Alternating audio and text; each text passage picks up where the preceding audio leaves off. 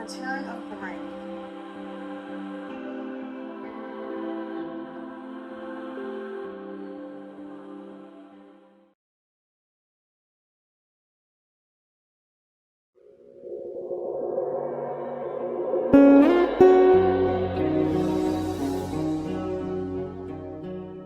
Elijah and the prophets of Baal. This is 1 Kings 18, 1 through 40. At last, God sent Elijah back to King Ahab. It has not rained for 3 years, thundered the king. When he saw Elijah, it's all your fault. It is not my fault, but your own, replied Elijah calmly. You have turned your back on the one true God. Then he told Ahab to bring his people and the prophets of Baal to Mount Carmel. King Ahab did as Elijah asked. Soon a huge crowd had gathered. It is time to see who is the one true God, announced Elijah. I challenge the prophets of Baal. They must offer a bull to their God, and I will offer one to mine. The one true God will be the one who sends a fire to burn the offering. The priests of Baal set to work. They made an altar and laid a bull on it. Then they prayed for their God to send fire. Baal, answer us, they cried, but no one answered. Nothing happened. Next, it was Elijah's turn. He built his altar and dug a ditch around it. Then he placed his bull on a stack of firewood. He said to the people, fill 4 large jars with water and pour it over the bull and the firewood. He told them to do it again and again and again until the water ran down the altar and filled the ditch. Everyone was amazed. Surely all that water will put out any flames, they cried. He must be mad. Very calmly, Elijah began to pray. At once, God sent down fire. And even though the wood was soaked, the offerings. So tonight we're going to read the return of the rain. 1 Kings 18, 41 and 46. At last, the crowds on Mount Carmel knew the truth. Elijah's God is the one true God, and they cried. Then Elijah spoke. Take the prophets of Baal away, he ordered. Let the wicked worship of this other God end today. He looked up to the heavens and began to pray. At once the wind rose, the sky darkened, and heavy rain began to fall for the first time in years. 3 years to be exact. What must I do now? Asked King Ahab, shaken by what he had seen. Go home, replied Elijah, and tell the others what you have learned today. There is only one true God. And that, my friends, is the return of the rain. 1 Kings 18, 41 through 46.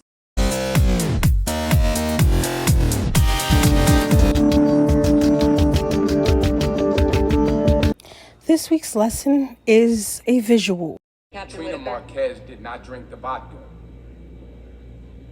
because I drank the vodka. This rings true because I remember a time in my life where I needed to say something. I needed to do something that would make it right.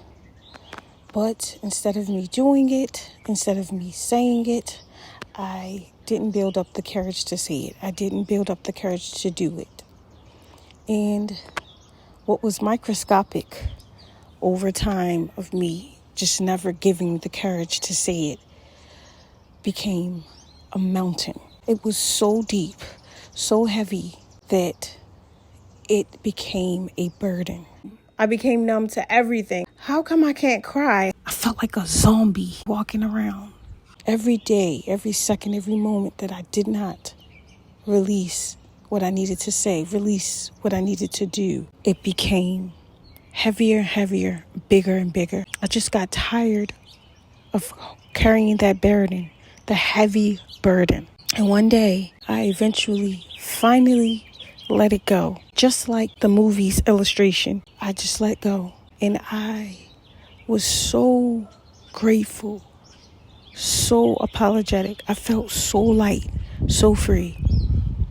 In that moment of letting it go, I felt embarrassed. I felt like I had let down people that was there for me, that cared for me. But the weight of it was gone, and I felt free. And that was so liberating. I was no longer a zombie. And I did this so young in my life. And from that day forward, I lived. Are you living? Or are you just here? I remember as a teenager, I decided that I was going to get baptized. I felt like I had committed some sin that separated me from my father. I felt horrible about it. I had gave in to my temptation. He must really, really love us. He put his treasures in earthly vessels. He knows that we're going to fall and we're going to get up. But I'm thankful, once I went down in that water, I remember coming up from the water, feeling like I was a new creature. I remember wanting to do every single thing right, everything. Wanting to check off every single sin and make sure that I didn't do those. I even made a little secret promise to myself, like, I'm not going to do any of those things. And I'm going to walk upright. And I'm going to cherish this new beginning that I have. You know me. You saw how many times I made that promise to myself and I broke it. That's why you gave me all these chances. That's why it didn't end there. That's why this is so hard, because you love me and you gave me opportunities to get it right. You saw how close I was to doing it right. You saw how honest I was. You saw how much drive I had. You saw how serious I was, how serious I am. I am. That's you. And that's my lesson for this week. I'm curious to know, what did you learn for this week? Let me know in the comments. So what did you learn? He said, what is happening? And here's 10 food. That's fine. So now's the time for you to tell me, what did you learn? Let me know in the comments.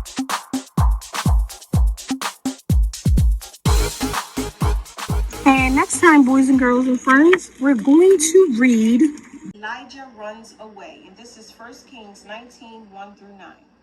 Thank you very much for listening and watching. Like, comment, subscribe, share, and I'll see you in my next one. Later.